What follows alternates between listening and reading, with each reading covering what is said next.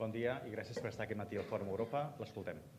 Bé, bon dia. Moltíssimes gràcies per donar-me aquesta oportunitat de ser avui aquí, de poder explicar-me. És quelcom que no em passa massa sovint, atesos els cordons sanitaris que muntego. Normalment se'm priva d'expressar les meves opinions i, per tant, és molt gratificant que se'm convidi precisament per això, per poder posar al cim de la taula tot allò que em preocupa i que miro de resoldre i de capgirar per reencaminar Catalunya cap a l'estat del benestar que es mereixen les futures generacions de catalans. Voldria començar disculpant-me perquè l'altra vegada vaig fallar.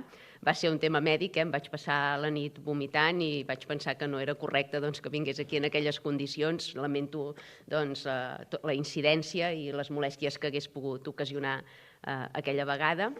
Agrair al meu advocat aquesta presentació tan generosa. És l'advocat del diable, com podeu veure, i com afirmen tants mitjans, però de moment hem anat trampejant totes les situacions legals en les que ens hem vist immersos, inclosa aquesta multa de 10.001 euros per afirmar sense embuts que l'islam és incompatible amb Occident, una multa que prové de la pròpia Generalitat de Catalunya, que me la va interposar la llavors consellera de Feminismes, Igualtat i Feminismes, que en diuen, aquella conselleria dotada pressupostàriament amb una mà de milions impressionant i que a l'hora de la veritat no serveix absolutament per res més enllà de perseguir la discrepància política.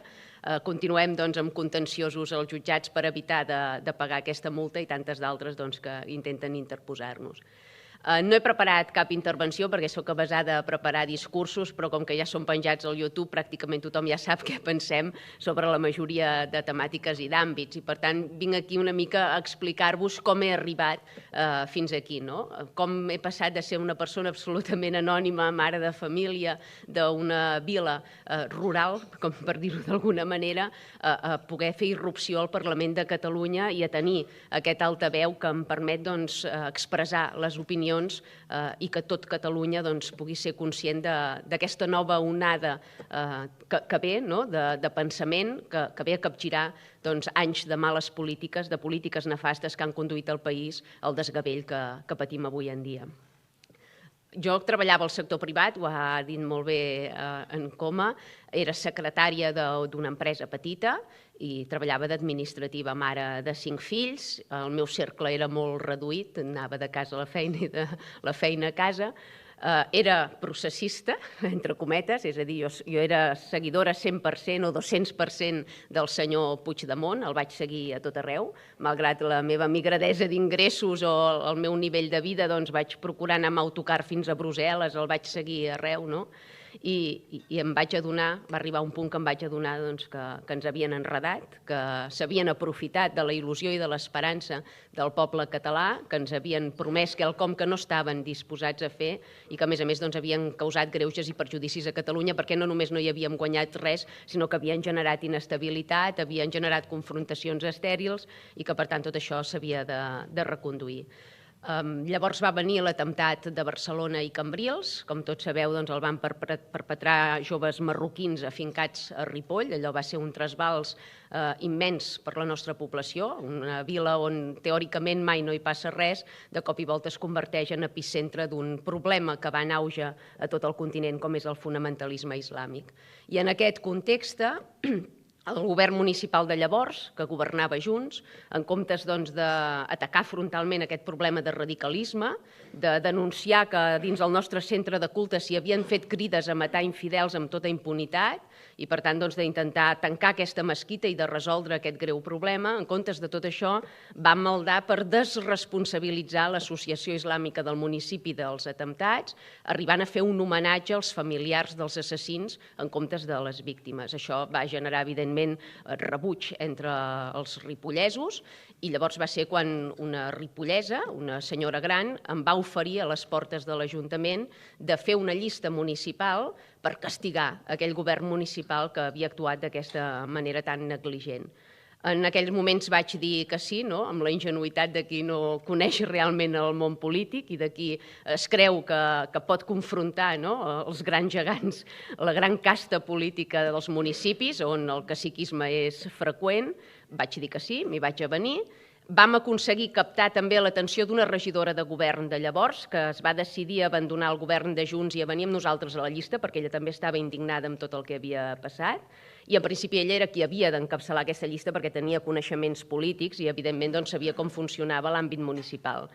Però a darrera hora ella ens va dir que no pensava encapçalar la llista, que volia formar-ne part però que no l'encapçalaria, i ens vam trobar davant d'un problema greu, que és que si no encapçalava jo la llista no es presentava. Així se'm va plantejar repetidament, vaig dir insistentment que no, però en darrera hora vaig acceptar perquè si no hi havia realment projecte ni oposició a aquell govern. Ens vam presentar, va crear un gran rebombori tot plegat, perquè automàticament després d'anunciar la nostra candidatura la resta de formacions polítiques ja van iniciar un cordó sanitari acusant-nos de ser d'extrema dreta i de ser xenòfobs i racistes i feixistes i tots els istes que pugueu imaginar-vos. I, evidentment, se'ns va privar d'aparèixer al debat que es va fer sobre les eleccions municipals, no hi vam tenir veu, se'ns va privar de sortir a les notícies. Bé, se'ns aplicava un cordó no només polític, sinó també pel que fa als mitjans de comunicació. Allò va impossibilitar segurament que arribéssim a la majoria de ripollesos, però sí que vam ser capaços, a través del boca a orella i de les xarxes socials emergents, de fer arribar el nostre petit missatge a part dels ripollesos. I, per tant, vam aconseguir entrar a l'Ajuntament de Ripoll, en aquest cas vaig entrar sola, com a regidora a l'oposició. Van mantenir la resta de formacions polítiques al cordó sanitari, em van arraconar allà a l'extrema dreta, mai millor dit, em van arraconar el seient que hi havia més situat a l'extrema dreta, em van privar d'anar a les comissions, a les juntes, se'm denegava la informació i, evidentment, em votaven tots absolutament en contra de qualsevol proposta, encara que fossin propostes que beneficiaven el conjunt de ripollesos i de la població de Ripoll. Això va generar confrontació a nivell de població, perquè la gent no entenien per què se m'acusava de coses que els ripollesos sabien perfectament que no era. Clar, fora de Ripoll la gent no et coneix i si t'acusen de ser feixista, doncs d'alguna manera crees aquest estigma o aquest dubte, i si ho és. Però, esclar, en un poble on ens coneixem absolutament tots, on jo era la mare dels 5 fills, perquè ens posem noms i ens coneixem popularment, doncs a mi em deien la dels 5 fills, i tothom sabia que jo no era feixista, jo vinc d'un origen humil, he treballat tota la meva vida, crec en la cultura de l'esforç, mai no he atacat a ningú ni he posat en risc a ningú, per tant tothom era conscient que les acusacions no tenien fonamentació i per tant no entenien que se'ns practiqués aquest cordó sanitari. Pel simple fet de tenir el valor de dir en un altaveu públic el que moltes persones començaven a pensar a l'interior de les seves llars, perquè al capdavall era traslladar una opinió que tots tenim o una por que tots podem tenir internament, traslladar-la a un nivell públic. Això va fer que augmentéssim notablement els nostres suports. El cordó sanitari, en comptes de restringir el nostre electorat, el que va fer és generar un interès i una expectació entre la població per veure què dèiem i realment quan ens escoltaven deien si ells són d'extrema dreta, doncs poder nosaltres també som d'extrema dreta. I això va generar tot l'efecte contrari del que es perseguia, de tal manera que a les properes eleccions municipals que hi va haver vam aconseguir guanyar les eleccions i no va ser una victòria, diguéssim, d'un barri concret o perquè ens votés un grup concret de ripollesos, sinó que vam guanyar totes i cadascuna de les meses electorals de Ripoll, fins i tot en barris on tradicionalment guanyaven els socialistes o d'altres formacions, nosaltres vam ser la primera força política a tots i cadascun dels barris. Allò va ser un cop d'efecte perquè demostrava que Ripoll ens feia costat, malgrat el cordó sanitari polític i de mitjans de comunicació que hi havia damunt nostre i que, per tant, allò que posàvem al cim de la taula, la realitat que exhibíem, no era un relat fantasiós que creéssim per captar votants, sinó que era la quotidianitat que estava visquent la població i ens va servir per projectar encara més aquestes idees, no només a nivell municipal, sinó ja a nivell nacional, perquè les problemàtiques que afectaven la comtal vila de Ripoll, diguéssim que eren extensibles arreu del Principat, algunes poblacions fins i tot potser amb més gravetat. A Ripoll a vegades venen periodistes i em diuen quin tant % d'immigració hi ha a Ripoll. I som un 14 o un 15% d'immigració, és un percentatge que és menor al de moltes altres viles i ciutats del país. un 11% d'aquest 14 o 15 és de població marroquina, per tant, majoritàriament hem rebut immigració provinent del nord d'Àfrica. Però aquest no és el problema, i així ho manifesto als periodistes que venen. El problema no és aquest percentatge, el problema és el percentatge de naixements que tenim a dia d'avui al nostre municipi, en què freguen el 45-50% dels naixements. Això ens dibuixa, d'aquí unes dècades, un panorama totalment diferent, un paisatge humà totalment diferent del que hem viscut nosaltres, i que pot condemnar les futures generacions a escenaris fins ara imprevistos que realment poden generar-los problemes més que evidents, quan molta part d'aquesta població reincidirà segurament en la cultura retrògrada dels seus pares i intentarà o acabarà imposant a la nostra societat costums i lleis que són absolutament antagòniques o contràries al sistema de valors democràtics, de drets i llibertats que nosaltres hem conegut. D'alguna manera, és això el que volem confrontar, no? És la valentia de dir, escolta'm, no volem arribar a aquest escenari futur, volem preservar les futures generacions d'aquesta xacra, i quin millor lloc que Ripoll per fer-ho, on hem viscut de primera mà què comporta aquesta barbàrie. A partir d'aquí va ser fer una campanya electoral amb un esclop i una espardenya, literalment, perquè no comptàvem ni amb la mà de recursos ni tampoc d'estructura de la resta de formacions polítiques. Heu de pensar que nosaltres vam gastar a la campanya electoral de les nacionals catalanes vam gastar escassos 40.000 euros, on algunes formacions polítiques van arribar a invertir més de 2 milions d'euros. Per tant, vam rendibilitzar i optimitzar cadascun d'aquests euros, això és cert, perquè vam aconseguir fer irrupció a la màxima institució del país, malgrat la nostra migradesa de recursos, i això evidencia que el missatge és potent, que la idea i el projecte de país agraden, que motiven, i que feia temps que segurament bona part de l'electorat esperaven que hi hagués un projecte més enllà de la correcció política que pregonen la resta de formacions tradicionals. D'aquí vam aconseguir-nos fer forat dins el Parlament, i així que a l'accedir al faristol del Parlament de Catalunya hem pogut irrompre a tot el país, i ara sí que el nostre projecte s'expandeix a bon ritme, a un ritme frenètic. Aquest és el ritme frenètic amb què fem militants, simpatitzants, amb què regidors i batlles d'altres pobles ens truquen per unir-se al nostre projecte, i aquí és quan veus que realment ara sí que hem engegat la maquinària i que tenim possibilitats reals d'assolir cada cop una quota de poder més alta que ens permeti aplicar i desplegar el nostre programa electoral, perquè no hem vingut aquí a ocupar seients de manera gratuïta, sinó a implantar realment les mesures que pregonem i que considerem que són les necessàries per salvar el llegat dels nostres avantpassats i per garantir el futur de les noves generacions de catalans. I una mica aquesta és l'evolució molt ràpida, frenètica d'aquest projecte, que és nascut realment de fa 4 dies, però que ha sabut arribar al cor dels catalans perquè penso que hem set honestos en aquest sentit i s'ha valorat aquesta honestedat. Fins aquí la meva intervenció. Com veieu, no he parlat d'economia perquè esperava que se'm facin preguntes sobre qualsevol àmbit que es vulgui. Era per fer-ho més amè, una mica d'explicació de com hem arribat fins aquí. Molt bé.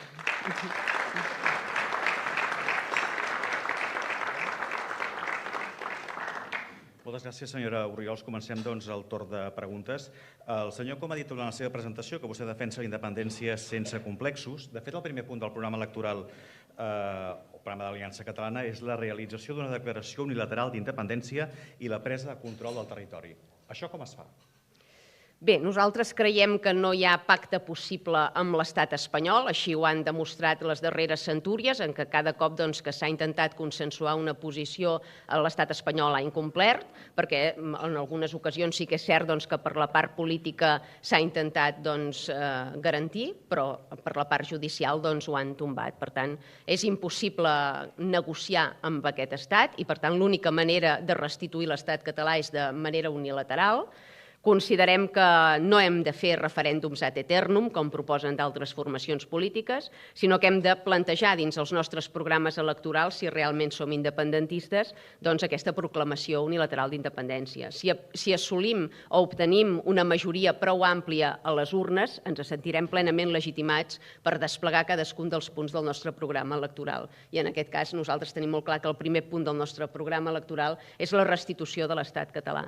Bàsicament perquè l'estat de progrés, de benestar, de prosperitat, de preservació de valors occidentals que nosaltres pregonem no és possible dins el marc de l'estat espanyol. Per tant, el projecte que estem venent de país implica necessàriament la restitució del nostre estat i el control estricte de les nostres fronteres. De totes maneres, si hi hagués una declaració unilateral d'independència, Espanya no es quedaria sense fer res. Bé, s'han plantejat diversos escenaris de què podria passar l'endemà de la independència en cas que Catalunya realment tingués un govern ferm que no se n'anés ni a Waterloo ni es lliurés als tribunals espanyols. Aquí entraríem en el que nosaltres considerem que seria un escenari tipus Lituània-Estònia, on no hi hauria realment un atac militar fort, ni greu com la balcanització, per dir-ho d'alguna manera, i on l'estat espanyol seria incapaç d'ocupar militarment Catalunya i de mantenir aquesta ocupació durant un llarg període de temps en què, evidentment, els catalans resistiríem. Per tant, partim de la primícia de que prèviament s'hauran fet tota una sèrie de passos que ens garanteixin autosuficiència per sobreviure els primers mesos del nostre estat. Això inclou pactes amb països tercers, contactes internacionals, que ens dotin d'aquest finançament i d'aquesta seguretat que garanteixin la nostra integritat nacional durant els primers mesos en què segurament l'estat espanyol intentarà que se'ns boicotegi per part d'altres estats membres o de fins i tot països de fora de la Unió Europea. Ara que parla d'aquests països tercers, és a dir, de qui es podria demanar el suport? És a dir, d'una França que estigués governada pel partit de Marine Le Pen, d'una Itàlia de Giorgia Meloni, dels Estats Units de Donald Trump, d'Israel? És a dir, quins serien els països, aquests tercers països als quals vostè fa referència, que creu que Catalunya li demanaria ajuda o suport i dirien que sí? Bé, penso que des d'una visió pura d'estat, Catalunya només té interessos i, per tant, no pot prescindir de cap d'aquests contactes ni descartar-ne cap per dogmes ni per ideologies. Nosaltres hem de defensar el nostre interès nacional i, per tant, hem d'establir contactes amb qui sigui capaç de garantir la nostra integritat nacional els primers mesos de la restitució de l'Estat. Per tant, caldria fer contactes amb tothom que estigués disposat a actuar en aquesta línia, sense descartar absolutament ningú. I aquesta Catalunya independent que vostè pensa, estaria dins de la Unió Europea, estaria dins de l'OTAN? Bé, és quelcom que haurien de decidir, evidentment, els catalans. Penso que això sí que caldria fer una consulta popular i és la població civil la que ha de decidir a on vol formar part o què vol deixar de formar part.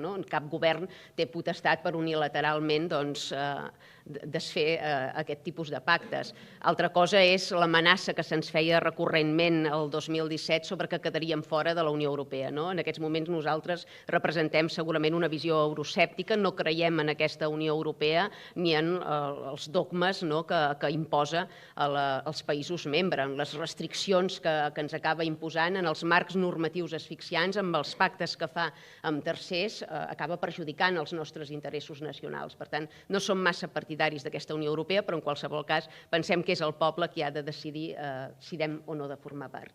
Amb aquests països tercers són els que s'hauria de garantir la suficiència energètica i alimentària i desplegar també els organismes necessaris, que també és un altre punt del programa d'aliança?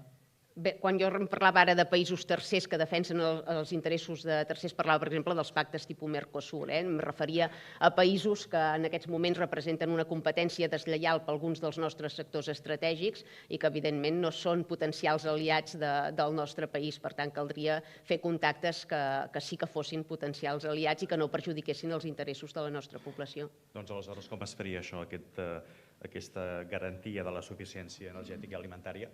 Com a mínim, els primers mesos fins que la situació s'anés normalitzant. Bé, pel que fa a suficiència energètica, penso que aquí Catalunya ha fallat volent fer només el pas cap a les renovables, oblidant aquesta energia nuclear que ja tenim a disposició dins el nostre país, que és una font d'energia estable, segura, amb poques emissions de CO2. Nosaltres el que sí que plantegem és allargar la vida útil de totes aquestes centrals mentre s'està treballant en l'estabilització de l'energia nuclear per fusió. Creiem que no podem renunciar momentàniament a aquesta energia fins que no en tinguem garantida d'altra i que no té cap cap sentit que demà proclamem la independència i haguem de trucar a les portes d'Aragó de França demanant que ens donguin llum. Per tant, hem de tenir uns mínims garantits perquè el teixit industrial no es paralitzi. I, per tant, apostem clarament per aquí, per mantenir la vida de les centrals nuclears i per apostar també, evidentment, per fonts renovables, per dotar-nos del màxim d'autosuficiència energètica. I si cal, se n'han de fer més, perquè hi ha països europeus que han tornat al programa de construir més centrals nuclears. Aquesta seria la primera pregunta i derivada d'aquí. Quan es vol fer gairebé qualsevol cosa, li diria, parcs eòlics, ampliació de carreteres, la gent afectada protesta i en molts casos aquests projectes es deixen de fer. Si s'han de fer, s'han de fer, és a dir, com es diu allò, per reial decret, per cometre. Aquí Aliança Catalana el que té molt clar és que cal tenir visió d'estat i que cal defensar els interessos de l'estat català. Per tant, si un municipi hi ha d'anar una central, doncs hi ha d'anar. Evidentment, això s'ha d'explicar bé a la població, se'ls ha de compensar d'alguna manera, és quelcom que ja de fet s'ha fet, però s'ha de fer. El que no pot ser és que es paralitzi el país només per por de perdre les eleccions a determinats municipis. Els interessos del conjunt de l'Estat han de ser prioritaris els d'un municipi en concret. Sí que creiem que si cal fer més centrals se n'hauran de fer més, no ens hi neguem, i és molt evident que cal arribar a aquest nivell d'autosuficiència. No pot ser que siguem dependents i que haguem de pagar aquestes factures que estem pagant només per dotar d'energia al nostre país. Hem de caminar cap a l'autosuficiència. Hi ha països, com vostè molt bé deia, com Alemanya, que van treure les centrals nuclears i que ara se n'han empenedit i volen recuperar aquest model perquè s'han adonat realment que era una font fiable i estable d'energia.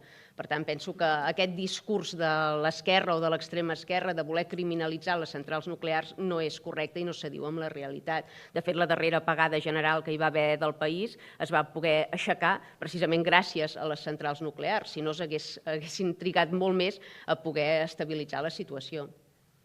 L'Amadeu Pons, que és un professor jubilat, diu si el 2017 vostè hagués estat presidenta de la Generalitat de Catalunya, avui seríem independents i com ho hauria fet?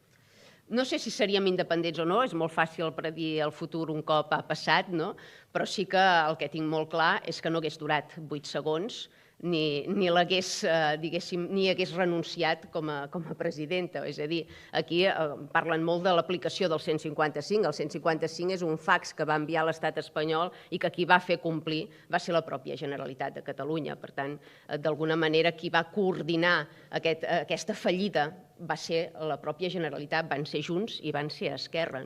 Per tant, això no hagués passat amb Aliança Catalana. És difícil predir si ens n'haguéssim sortit o no, perquè, evidentment, aquí juguen molts factors i hi ha moltes possibilitats, però en qualsevol cas nosaltres sí que ens haguéssim mantingut ferms en la decisió i ho haguéssim defensat fins al final. Hi ha un altre sobre el tema econòmic en cas que Catalunya fos independent, ho pregunta el Josep Arcas de l'Economia Magazine, diu en una hipotètica independència de Catalunya, vostè quin creu, mirant el mapa que hi ha actualment, quin hauria de ser el principal soci econòmic de Catalunya? Ja descarta la Unió Europea, és a dir, Unió Europea a banda, quin hauria de ser? No cal apartar la Unió Europea. Es poden tenir tractes amb països membres de la Unió Europea, sempre prioritzant els interessos dels catalans i de Catalunya.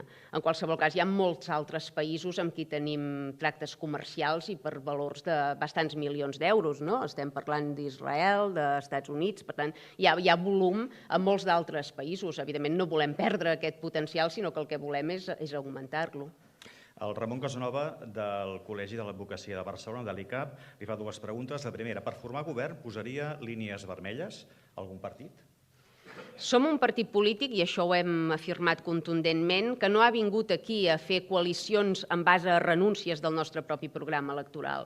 És a dir, a Ripoll jo podia haver pactat amb Junts o podia haver intentat pactar amb alguna altra formació política un govern conjunt de coalició, però això hagués comportat la renúncia explícita d'aplicar algun dels punts que duia el programa electoral. Llavors jo preferia passar a l'oposició i fer oposició que no pas governar sense poder aplicar o desplegar aquestes idees o aquest projecte de poble o de país. I a nivell nacional exactament el mateix. No som un partit que cerqui fer coalicions per tenir quotes de poder gratuïtes, sinó per aplicar el nostre programa. Nosaltres hem vingut aquí realment a capgirar la situació, no a tenir el nostre trosset de pastís com la resta de formacions polítiques. Per tant, ens sentim més còmodes fent oposició que no pas governant en base a renúncies.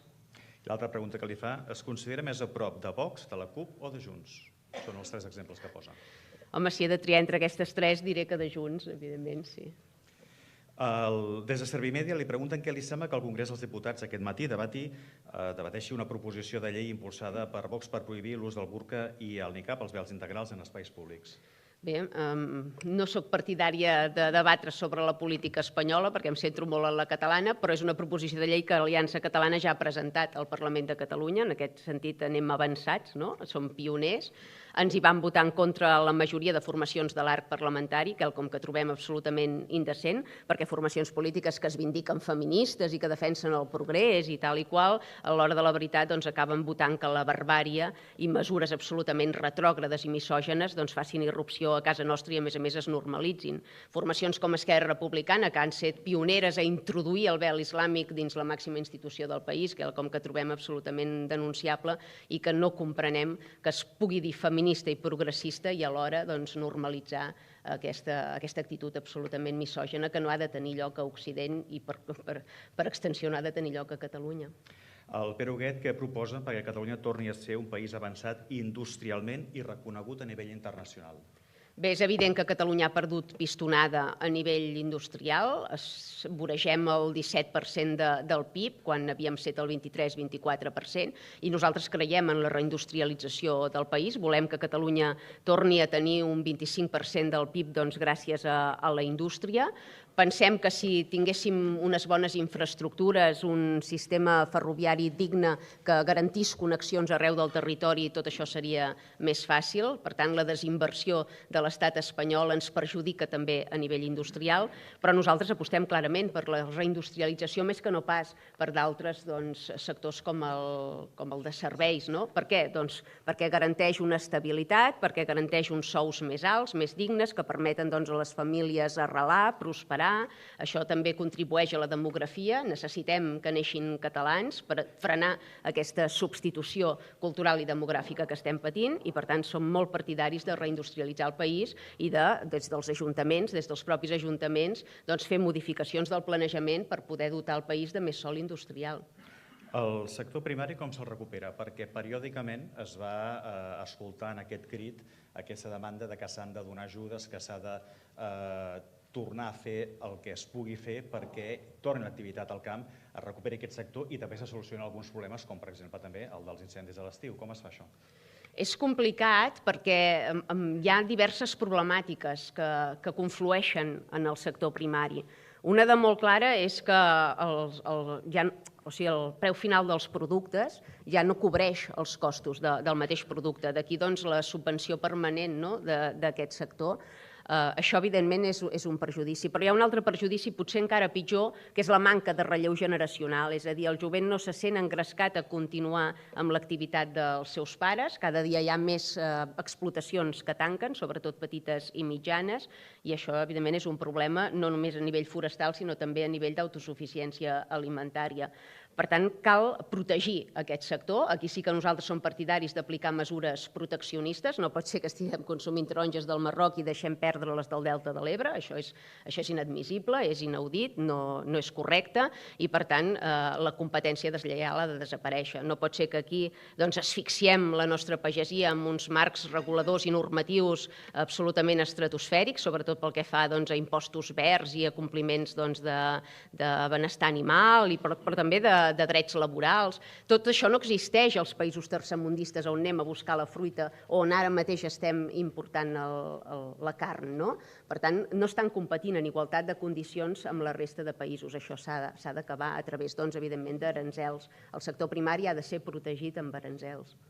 En Luis Bahamonde, president d'Innovaix, li pregunta què pensa de la relació públic-privada en l'àmbit municipal per tenir una economia més forta. Bé, hi estic totalment d'acord. Penso que la col·laboració que ja existeix, de fet, a molts municipis, per exemple, a Ripoll estem en contacte permanent amb la Unió Intersectorial i, de fet, moltes activitats les fem conjuntes i penso que són un sector decisiu perquè funcionin les poblacions i perquè funcioni el país i, per tant, hi ha d'haver coordinació entre totes dues i s'ha de produir aquesta col·laboració que de vegades ha estat estigmatitzada o criminalitzada perquè quan sents el nom privat hi ha determinades formacions polítiques que ja s'escandalitzen i sembla que estiguis defensant aquí els privilegis d'uns quants. A mi em va passar, per exemple, l'altre dia que em van convidar a la xerrada de la 1004 cases, m'ho han retret 50 vegades al Parlament de Catalunya. És que vostè es reuneix amb els empresaris. Sí, és que un país el conformen els pagesos, però també el conformen els empresaris. I no pot ser que estiguem estigmatitzant o criminalitzant permanentment determinats sectors productius o econòmics del país. Hem d'anar tots a una. Es tracta de reunificar tots els catalans en un projecte comú per en sortir-nos-en, no per anar-nos atacant i fent guerres fratricides entre nosaltres. La María José Trancón, vicepresidenta de la Comissió Fiscal de PIMEC, a la Comunitat de Madrid s'acaba d'aprovar un avantprojecte que facilita la continuïtat de l'empresa familiar i amplia la deducció en un 90%. Diu que és un gran avenç pel relleu generacional. Aplicable aquí? Ho defensa? Podria aplicar-se, evidentment. S'hauria d'estudiar la casuística perquè no és la mateixa, però és evident que cal reduir la burocratització en tots els sectors, que és un dels grans esculls que pateixen els diferents sectors econòmics i estratègics del país, i que cal posar el màxim de facilitats perquè puguin prosperar els negocis familiars. El Romà Nicolau, si arriba al govern, eliminarà l'impost de successions? Creu en un sistema econòmic liberal? Nosaltres som partidaris d'eliminar l'impost de successions i també, evidentment, el de transmissions. No pot ser que paguem per quelcom que els nostres avantpassats ja han pagat recurrentment. El patrimoni no ha de penalitzar. I en aquest sentit hi ha formacions polítiques, com tots sabeu, que també ho defensen, que s'ha d'eliminar, però que quan governen, i a més sota pandèmia, quan saben que hi ha una gran mortaldat entre la població, es dediquen a pujar-lo per pagar altres polítiques socials o de cooperació internacional. Nosaltres ho trobem lamentable. L'impost de successions és un impost indecent i, evidentment, ha de ser erradicat. La Rosa Garriga diu: si vostè arriba a organitzar la Generalitat de Catalunya, seria capaç de dur a terme la gestió del dia a dia sense tanta burocràcia? És a dir, es pot eliminar? És molt difícil, un cop entres al cercle viciós de l'administració, eliminar capes d'aquesta burocràcia. Es pot aconseguir, però no és fàcil, no és una cosa d'un dia per l'altre, i ho veiem en l'àmbit pròpiament municipal, on moltes vegades tu voldries agilitzar, fer una cosa molt ràpidament, i et ve el secretari o intervenció i et diuen no, és que has de seguir el procediment. Per tant, és important legislar des d'administracions superiors per eliminar aquesta burocràcia. El problema de la burocràcia és que s'ha anat imposant simplement per privilegis, és a dir, perquè les formacions polítiques s'han dedicat a anar col·locant amiguets, excàrrecs, tot el que sigui, i per justificar tots aquests llocs de feina s'ha anat creant burocràcia, però la burocràcia és molt innecessària en la majoria de casos i, evidentment, es pot minimitzar. Per tant, s'hauria de poder dir a la gent que no s'eliminarà o que s'eliminarà poc? Hi ha d'haver un mínim de paperassa, això és indiscutible, no podem actuar com un país tercermundista on no queda constància de res, és evident que un mínim hi ha de ser, però sí que és veritat que cal minimitzar-la, a hores d'ara és excessiva. La Margarida Ribas, que és la vicedegana del Col·legi de Procuradors de Barcelona, vol que li expliqui com estructuraria la justícia a Catalunya. Preguntes molt tècniques, en l'àmbit de la justícia. Jo el que tinc molt clar de la justícia és que ara mateix és indecent els terminis, això s'ha d'escurçar. És evident que hi ha delictes greus que triguen 3 i 4 anys a ser jutjats, això no és justícia per les víctimes que ho han patit, per tant, aquí cal agilitzar els procediments i, a més, cal modificar el Codi Penal perquè les sancions siguin molt més dures en determinats casos. Hi ha alguns delictes que surten pràcticament de franc. Això mena a la reincidència. Ara també s'han fet algunes passes en aquest sentit, però la diferència també és que de vegades les lleis existeixen i els jutges no acaben aplicant-les fil per randa. Per tant, aquí hi hauria d'haver alguna garantia de que realment les lleis ja vigents s'aplicaran com Déu mana i no sota mínims i, per tant, que se'n crearan de noves que minimitzin els problemes actuals. La justícia s'ha d'anar actualitzant en base als diferents perfils delinqüencials que van apareguent i això no s'ha fet fins a dia d'avui. L'Helena Garcia, de Ràdio 4, li fa 3 preguntes. La primera, si trucarà a Trump un cop declari la independència de Catalunya? No entra dins la meva agenda de moment, per tant, en principi no el trucaria directament fins que no tingués alguna cosa per dir-li o per proposar-li. Ajuda. El primer dia de sortir escollida no seria precisament a qui trucaria, vaja. Sobre una de les qüestions que ha dit, si convocaria d'immediat aquest referèndum sobre si Catalunya ha d'estar o no a la Unió Europea. Evidentment, crec que és un dels passos fonamentals que s'han de fer un cop assolit l'Estat i ha de ser una de les primeres votacions que cal fer i una de les primeres consultes que cal fer a la ciutadania, sí. I també si està disposada a governar amb Junts als municipis. Com he dit abans, entrarem a formar govern sempre i quan això no impliqui renúncies en el nostre programa electoral. Si Junts saber aplicar el nostre programa, no tenim cap problema a formalitzar governs amb ells. Ara, si aquesta formalització comporta, evidentment, haver de renunciar, aquí no hi entrarem.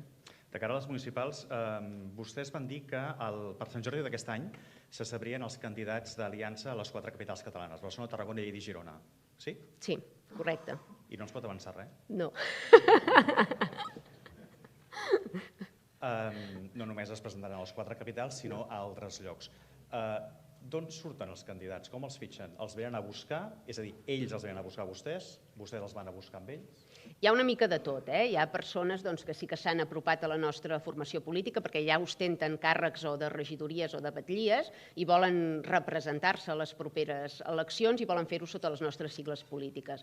Però també hi ha persones que anem a buscar nosaltres directament, perfils que considerem que poden aportar valor al nostre projecte i, per tant, piquem a la seva porta amb l'esperança que el cordó sanitari no els privi de poder ajudar-nos en aquest projecte que hem iniciat. Per tant, hi ha una mica de tot. Hi ha persones que sí que se'ns apropen i n'hi ha que les anem a cercar nosaltres. Ens han dit que no, també he de dir, alguns candidats d'algunes poblacions, persones que tenen negocis que no veuen clara la compatibilitat, que pensen que poden haver conseqüències i, per tant, ens diuen que no, i altres persones que, tot i tenir negocis, es veuen amb cor d'encapçalar aquest projecte a algunes viles i ciutats. Per tant, anem trampejant la situació com podem. Sí que és veritat que ens agradaria fer el màxim de llistes possibles i que segurament tindríem possibilitats i gent per fer-ho, però tampoc tenim els recursos per minar Catalunya de llistes electorals. Per tant, prioritzarem clarament aquelles viles o ciutats on considerem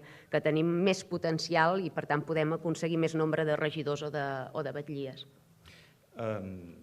Li pregunto alguna cosa més sobre aquests candidats a les capitals i en concret a la capital del país. Home, dona? No sé si puc dir-ho. Només eliminaríem el 50% de la població. Home. Home a Barcelona. Conegut? Sí. Sí? Conegut mediàticament per la seva professió, per la seva trajectòria professional? Haurem d'esperar el 23 d'abril. El 23. I com ho faran? És a dir, un gran acte que es farà en alguna ciutat en concret o presentaran a cada una de les ciutats? Com està pensant organitzar-ho? De fet, encara no ho tenim massa ideat. Suposo que anirem a presentar-los allà on realment faran llista, perquè és el més lògic. Diu que hi ha gent que els ha dit que no per les conseqüències negatives que puguin tenir, perquè és, diguem-ho de manera molt senzilla, perquè és lleig que et posin l'etiqueta d'aliança? Diguéssim que no té les mateixes connotacions ni conseqüències presentar-te per Junts, per Esquerra o presentar-te per Aliança Catalana. Malauradament hi ha una estigmatització damunt la nostra formació política, hi ha nombrosos atacs que hem patit recurrentment per part de l'extrema esquerra i també de grups musulmans, en el cas de Ripoll, i per tant hi ha aquest estigma que de moment pesa damunt nostre i que fa que alguns candidats no ho vegin clar. Vostè ha dit que el partit ha tingut una evolució ràpida i frenètica. No per córrer massa i per córrer, diguem-ne, que molt ràpid, les coses sempre van bé. Seria millor tenir un creixement una miqueta més sostingut o ja li està bé que sigui una pujada gairebé en vertical?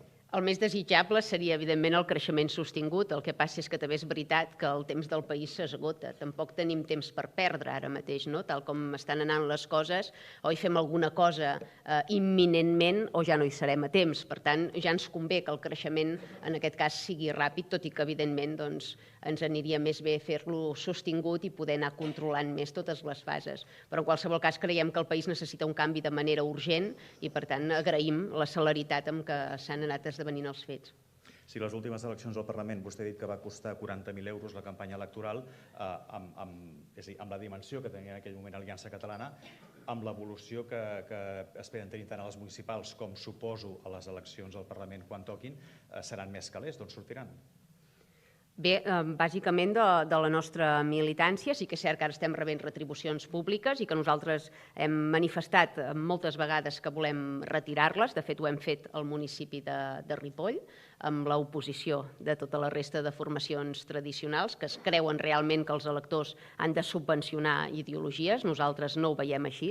Creiem que els projectes polítics per què han d'estar subvencionats és per la militància i pels propis càrrecs dels partits a través d'un pagament mensual de la retribució pública que percebin en base al seu càrrec i, per tant, considerem que s'han de fer les coses amb transparència i amb el mínim de despesa possible. No veiem que una campanya electoral nacional hagi de costar 2 milions d'euros com es va gastar el Partit Socialista. Pensem que això és llançar recursos i pensem que avui en dia les xarxes socials obren una oportunitat molt gran per, amb la mínima despesa possible, arribar al màxim de gent i, per tant, és aquí on farem incidència. A les xarxes socials, per això, els missatges que es donen són curts, breus. És això que necessita la gent o necessita una explicació, diguem-ne, més aposentada de les coses que es volen fer?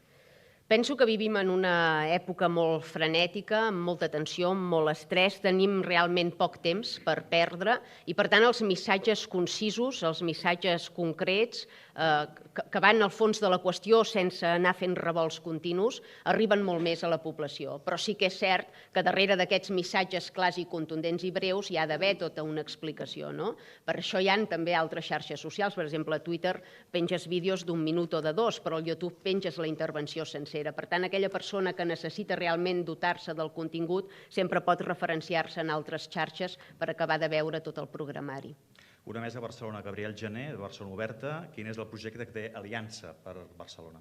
Per la ciutat de Barcelona. Bé, això ho concretarà més el candidat de Barcelona. Evidentment, nosaltres reivindiquem la capitalitat de Barcelona, és la capital del país i volem que recuperi el pes econòmic i de prestigi que havia tingut i que ha anat perdent per culpa d'aquesta desinversió d'Espanya i de la connivència de les formacions polítiques que presideixen la Generalitat. Li pregunten d'immigració, el senyor Ramon, no entenc el cognom, perdonin, però diu el programa d'Aliança Catalana no només és per la independència, sobre immigració, li pregunta si Catalunya ha de continuar sent un país d'acollida. Si Catalunya, perdó? Ha de continuar sent un país d'acollida i quina és la política en aquest sentit? En absolut. Pensem que hem sobrepassat i de molt el límit d'acollida i que, a més, ha estat una acollida involuntària i sense condicions ni filtres. Nosaltres advoquem per una regulació total de la immigració, per foragitar del nostre país tots aquells que han entrat de manera il·lícita, tots aquells que han delinquit damunt casa nostra i tots aquells que no se sustenten per mitjans propis. El que no es pot permetre a Catalunya ni cap país del món és acollir una immigració que suposi una càrrega social pel país ni que els perjudiqui a nivell d'inseguretat, d'infraestructura, de serveis públics. Per tant, qui no vingui aquí a aportar, a ser un més, a integrar-se, a adaptar-se, a interactuar amb la societat, no ha de ser benvingut. És cert que hi ha llocs de treball per cobrir, és cert que hi ha mancança de personal en alguns sectors, doncs la contractació d'origen ho resol absolutament tot, perquè aquella persona arriba amb el contracte, ve aquí, desenvolupa la tasca, percep la retribució justa per la tasca que desenvolupa. Mentre dura aquesta tasca, evidentment, disposa dels serveis públics perquè està cotitzant i quan finalitza aquesta tasca se n'en torna al seu país. Aquest és el concepte d'immigració que nosaltres defensem. Aquest estiu Suïssa votarà en referèndum una proposta del partit d'ultradreta, Partit Popular Suís, per limitar la població del país a 10 milions de persones. Ara són una miqueta més de 9,2 milions. S'hauria de poder fer això també aquí a Catalunya i posar una xifra? És evident que no podem continuar amb aquest creixement continu i perpetu de la població, perquè ho hem manifestat moltes vegades al Parlament. Sí que creix molt el percentatge d'immigració, però no creix al mateix ritme el percentatge del PIB. Quan tu importes tota aquesta mà d'obra barata, però després resulta que crees la renda mínima garantida i el 40% va destinat a persones que acaben d'entrar al país, el que estàs fent no és incentivar la seva incorporació al món laboral, sinó que visquin del cuento que diem a Ripoll de tota la vida. I, per tant, alguna cosa falla. Tu no pots permetre que entri gent i subvencionar-los. Això és una càrrega pels contribuents que ja hi érem. Això no resol cap problema del país. Aquest creixement no ens interessa. Ens interessa que vinguin persones disposades a treballar, disposades a aportar i disposades a adaptar-se al nostre marc normatiu. Ara som una miqueta més de 8 milions, 8,2. Quina és la xifra màxima d'habitants que pot tenir Catalunya? pensem que ja estem per sobre i així ho demostren els fets, els nostres serveis públics, les nostres infraestructures, tot el país estava preparat per aquests 6 milions, però no pas pels 8. Ara tenim mancança d'habitatge, tenim problemes als jutjats i a les presons perquè no hi ha prou places, tenim problemes al sistema educatiu, a l'àmbit sanitari, per tant hem sobrepassat i de molt el gruix de població que podíem mantenir amb les infraestructures i amb les estructures actuals. Per tant, hauríem d'anar per sota del Sí. 8. Josep Maria Ribas, de Servimedia, creu que els partits independentistes han deixat de donar suport a Pedro Sánchez? I també li pregunta què li semblen els casos de corrupció. Bé, pel que fa a la participació de partits catalans a Madrid, nosaltres no hi estem conformes, en bona part perquè som independentistes i creiem que els interessos dels catalans es defensen des de Catalunya. Considerem que les formacions polítiques catalanes que han anat a Madrid no ho han fet per defensar aquest interès comú dels catalans, sinó per interessos clarament partidistes, i així s'ha demostrat. Han aconseguit assessors, han aconseguit grups propis, han aconseguit a nivell personal molts avantatges, però per contra no han aconseguit res del que havien promès pel país. Per tant, aquesta manera de fer política gratuïta nosaltres no hi creiem. Som aquí per canviar i capgirar les coses, per implantar programes electorals, no per servir-nos de l'erari públic.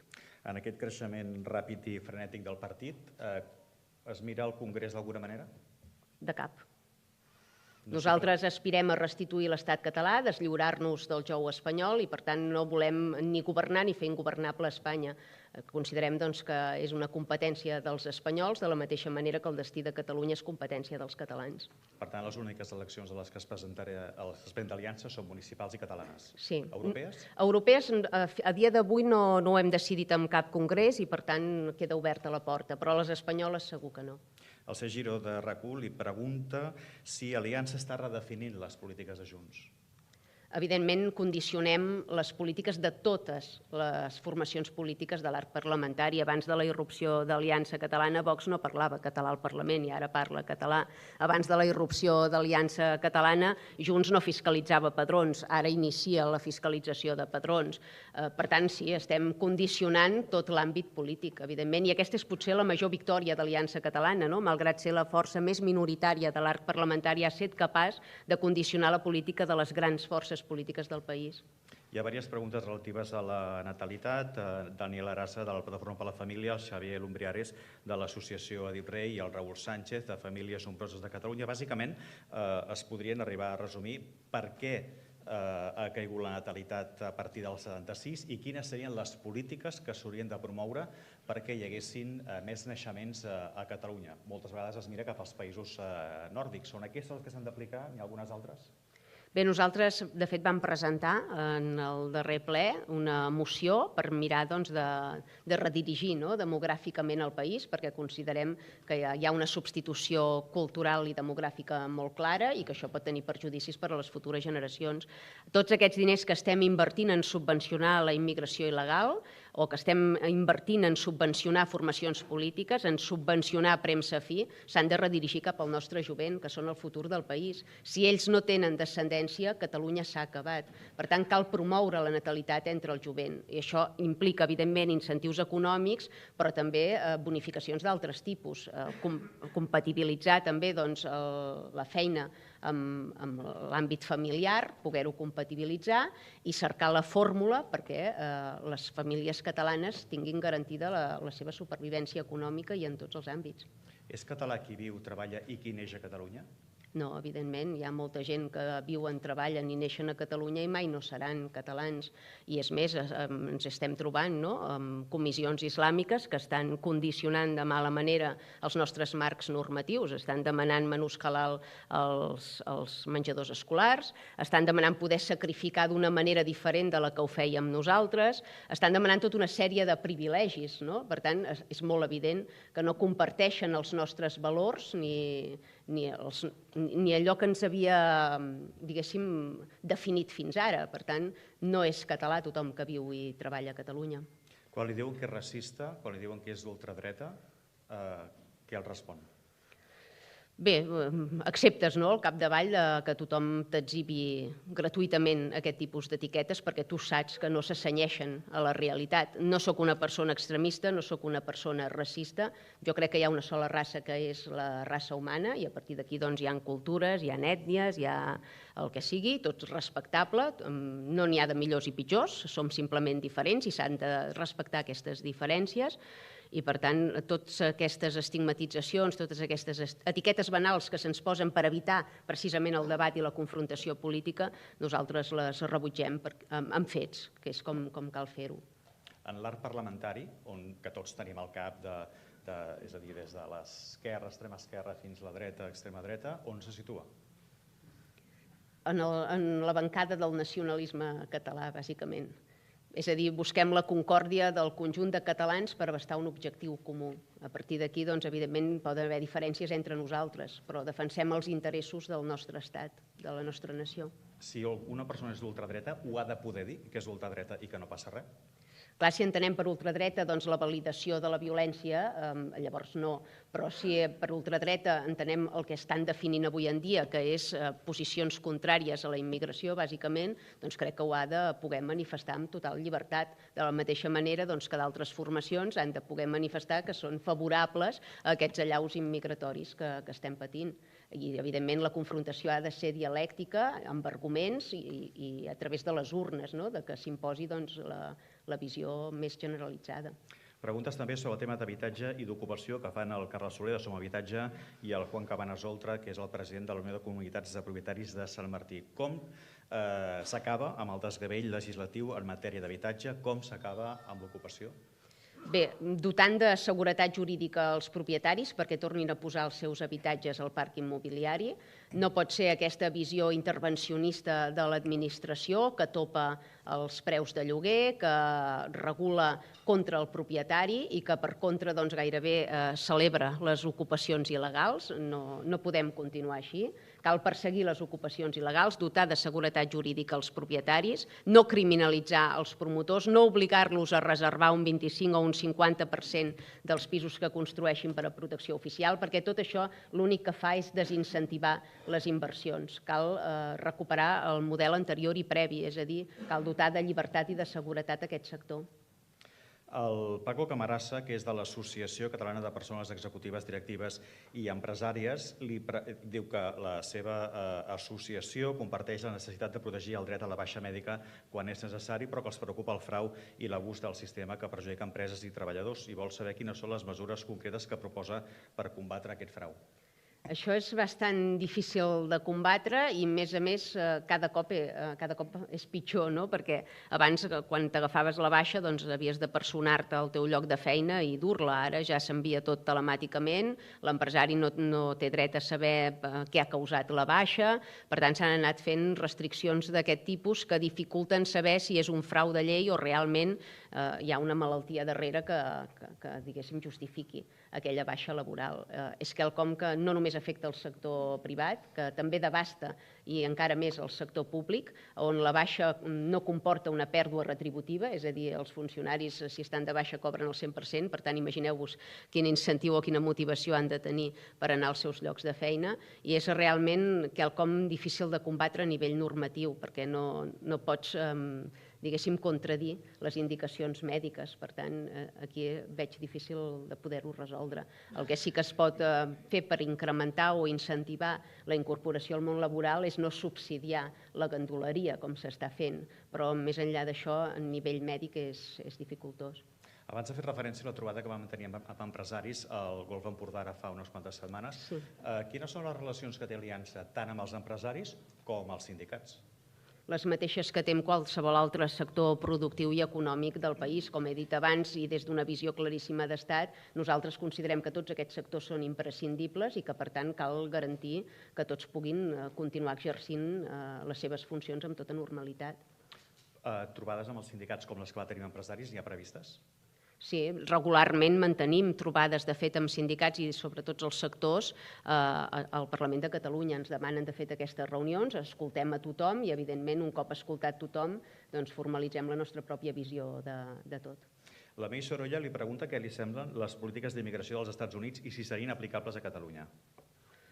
Bé, hi ha molta controvèrsia sobre aquest afer i sobre la forma en com s'ha executat. Probablement no compartiríem algunes de les imatges que s'han vist i que semblen escandaloses, però també ho he manifestat d'altres vegades. És molt dur veure canalla afectada per aquestes polítiques, però també és dur pensar quin futur deixes tu als teus fills. I amb aquesta voluntat de protegir les futures generacions de catalans penso que s'han de prendre certes mesures. Algunes podran semblar dràstiques, però si volem preservar un estat del benestar, un estat basat en valors occidentals, segurament en algun moment haurem de prendre alguna decisió difícil. No dic que comparteixi al 100% les polítiques d'en Trump, però sí que comparteixo el fet que hi hagi per primer cop tota una sèrie de polítics que compleixen els seus programes electorals, que és quelcom al que no estem malauradament avesats. I podríem parlar, per exemple, de la Meloni a Itàlia, que està desplegant el seu programa electoral i que cada cop està guanyant més suports perquè ha demostrat que és factible contra el que deia l'oposició i que es pot fer. Seria un exemple a poder seguir o poder trasplantar el que ha passat amb Meloni o que està passant amb Meloni a Itàlia a Catalunya? Penso que passarà a Catalunya i a molts d'altres països europeus i que és inevitable perquè realment el gruix de la població civil n'estem farts de patir les conseqüències d'aquesta llau immigratòria a la que ens han condemnat els polítics. Hi ha parlat mai? No. I li agradaria parlar-hi amb la senyora Meloni? Sí, no em faria res. La veritat és que crec que és una persona intel·ligent i que és una persona que és valenta i no em faria res fer-hi un cafè, al contrari. També s'ha parlat molt d'un possible viatge o d'una invitació per anar a Israel per part del Likud. Què hi ha d'això? Bé, d'invitacions per anar a diferents països n'hem rebut diverses i ho estem intentant gestionar. Sí que és veritat que personalment disposo de molt poc temps, tinc molta feina sobretot a la vila de Ripoll, més enllà també de l'activitat parlamentària i per tant no puc compaginar a dia d'avui aquests viatges amb la meva ocupació, amb el meu càrrec públic i amb també la meva situació familiar en aquests moments. I la invitació és directa del govern d'Israel o del primer ministre, vaja? Bé, normalment no revelem les fonts dels contactes i, per tant, preferim no respondre. Ara que diu que és difícil aquesta compatibilitat i tornar a haver eleccions municipals i tornar a haver eleccions al Parlament, es presentarà vostè com a cap de cartell tant a Ripoll com al Parlament de Catalunya? A Ripoll segur, a Ripoll perquè bàsicament és un projecte que vull continuar desplegant, crec que hem demostrat moltes coses en aquests 4 anys però que en quedaran moltes de pendentes i per tant vull tornar a capitanejar aquest projecte i vull saber si realment la població del municipi em fa costat després d'haver fet tots aquests canvis o per contra he perdut la seva confiança. Per tant, és un repte personal que sí que vull afrontar a la comtal vila de Ripoll. Al Parlament de Catalunya estem buscant perfils potents, capdavanters, no sé si repetiré o no. Si ho faig serà sempre pensant en la viabilitat i en la projecció d'Aliança Catalana. No pas per un interès personal, perquè sí que és veritat que compaginar 2 càrrecs públics no és fàcil. El govern de l'Aragó vol que se li tornin ja les pintures de Sixena. Els hi tornaria o no? Bé, quan retornin a Catalunya tot el que ens han espoliat, doncs jo potser també faria el pas de retornar alguna cosa. El que no pot ser és que Catalunya sempre acabi pagant totes les factures i per contra sempre quedin endeutats els altres amb nosaltres. Per tant, si no hi ha bidireccionalitat, hi ha moltes obres catalanes que són espoliades i que no ens han retornat. Exigim bidireccionalitat, estem d'acord en retornar aquelles que eren d'altres territoris sempre i quan se'ns retornin les nostres. El Departament d'Educació vol plantar cara als discursos d'odi que s'escampen per les aules. Hi ha també diferents iniciatives per lluitar contra aquests discursos i que la gent sàpiga diferenciar el que són les mentides del que són informacions certes. S'ha d'ajudar a aquestes iniciatives? Això del discurs d'odi o del delicte d'odi és una mica perillós, perquè aquí entrem en el terreny de la subjectivitat. Què és un delicte d'odi o què és un discurs d'odi? Perquè per mi pot ser una cosa i per algú de la CUP n'és una altra. Per tant, qui és que marca els criteris d'això? Penso que entrem en un joc totalitarista bastant perillós, que tant avui poden aplicar uns com demà podrien aplicar els altres i penso que això no és correcte. Tothom ha de poder expressar lliurement les seves opinions. Evidentment, aquí dins no hi entren les mentides ni el que podem anomenar fake news. Això sí que s'ha de combatre, però el que és el discurs o la visió determinada del món de cadascú, això no es pot combatre ni es pot capar amb lleis, perquè no és correcte. Això és privar del lliure pensament. I qui hauria de definir què és el discurs d'odi, per exemple? Per mi, molt clarament, un discurs d'odi és aquell que atempta o que mena la violència contra determinades persones. Si no hi ha aquest indici de menar la violència, per mi no és un discurs d'odi. Aplicat a mi i a d'altres. Per exemple, a l'Aliança Catalana rebem moltes crítiques. Nosaltres no ho considerem discursos ni delictes d'odi. Ara, quan ens agredeixen, ens llencen pintura, ens claven empentes, ens escupen, home, llavors poder sí, que hi veiem una infracció de llei aquí. Vostè és presidenta i es troba en vaga de metges, es troba en una vaga de mestres, es troba en protesta dels pagesos. Com ho gestiona? Clar, no és fàcil, i des del sofà sempre hi ha moltes propostes.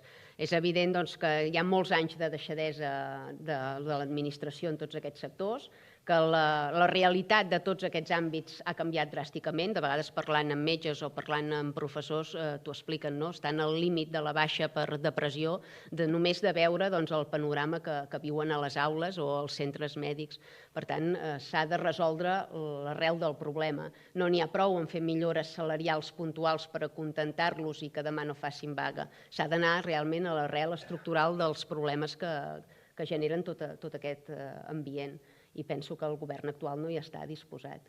Quins serien aquests punts estructurals que tenen aquests tres sectors que li he comentat per començar a parlar en base, és a dir, a partir d'aquí, per començar a solucionar els problemes? Per exemple, en l'àmbit de l'educació i en l'àmbit de la sanitat, per mi és molt evident que el problema fonamental és la immigració. En el cas de les aules no pot ser aquest degoteig constant i incessant d'alumnes forasters que ni entenen el català ni tenen coneixements mínims de cap matèria que han d'assumir els centres públics del país, això i concertats també. Això desballesta absolutament les aules, fa que baixi el rendiment escolar de tots els nostres fills també. S'ha evidenciat amb les proves PISA i amb d'altres proves. Això no és assumible a dia d'avui.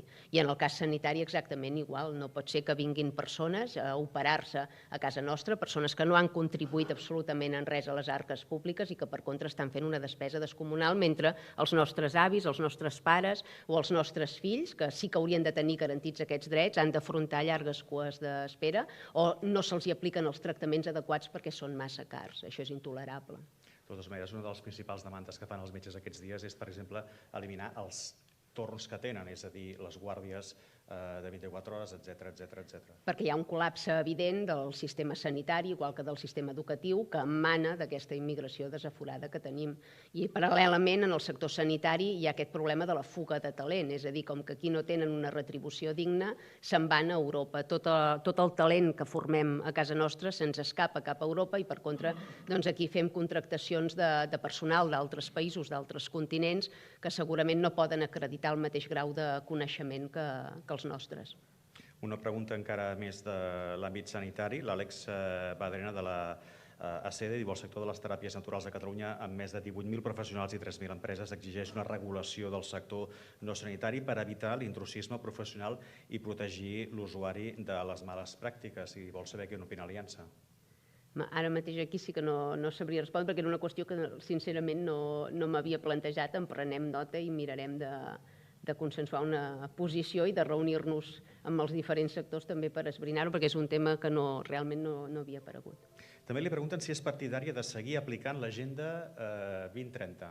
No, evidentment que no. Penso sincerament que és inaplicable, que és inviable i que perjudica greument els sectors estratègics del nostre país.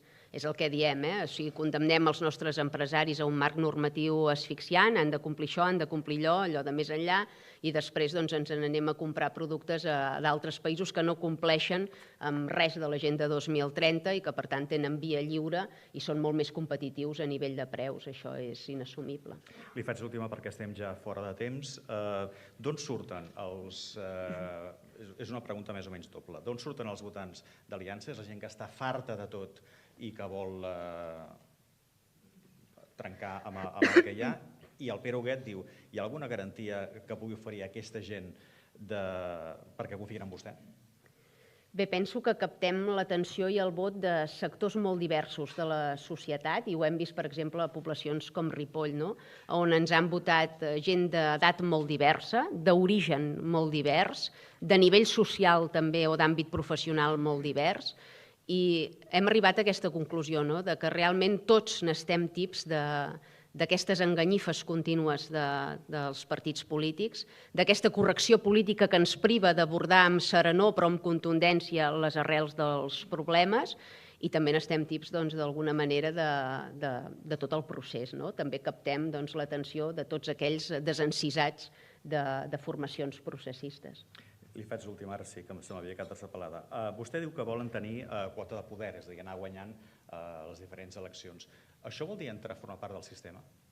No, perquè nosaltres no cerquem aquesta quota de poder per col·locar càrrecs ni assessors, sinó que la cerquem per poder implementar el programa electoral. És el que he comentat abans. Nosaltres no entrarem a formar part de cap govern si no és per desplegar el nostre programa i per capgirar la realitat dels ripollesos o dels catalans en aquest sentit. No cerquem cadires, sinó que el que cerquem és remodelar el país. I li faig l'última, ara sí. Quin llibre recomanaria a la gent que està aquí per llegir? Dels últims que hagi llegit, que li hagin agradat, que creu que siguin interessants. A mi m'agraden molt les novel·les rurals catalanes, són els que potser llegeixo més, però així més de caire polític ha sortit un recull de tots els escrits d'en Daniel Cardona, que és un independentista i redem del segle passat que segueixo molt i que recomano a tothom. Molt bé, doncs hem arribat al final d'una nova edició del Fòrum Europa Nova Economia, avui amb Sílvia Orriols, presidenta d'Aliança Catalana, batllessa de Ripoll i diputada del Parlament de Catalunya. Gràcies en nom del Fòrum Europa Nova Economia i del seu president, José Luis Rodríguez, i també a tots vostès per estar aquest matí aquí i fins al pròxim esmorzar. A vostès, merci.